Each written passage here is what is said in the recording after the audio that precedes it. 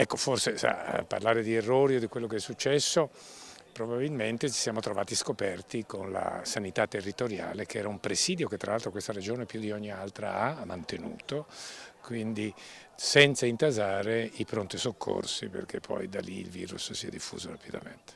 Come è stata affrontata l'emergenza Covid e qual è la lezione che il nostro sistema sanitario non deve dimenticare?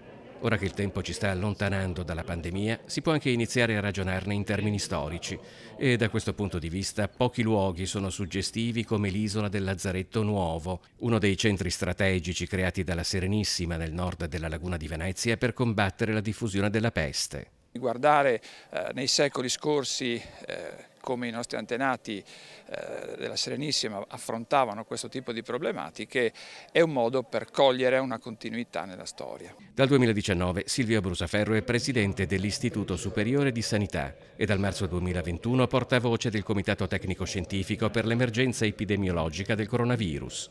Cosa abbiamo imparato da questa pandemia?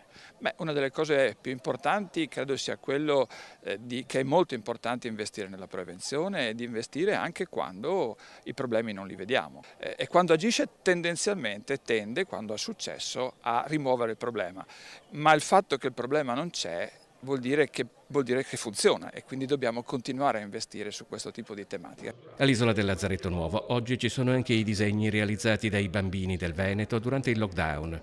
Sono soprattutto loro che vedranno la pandemia con gli occhi della storia, come è stato significativamente titolato il convegno, cui ha partecipato anche il presidente dell'Agenzia Italiana del Farmaco, Giorgio Palù. Sarebbe una tragedia che non imparassimo dagli errori o che le calamità non ci dessero una lezione. Qual è la lezione?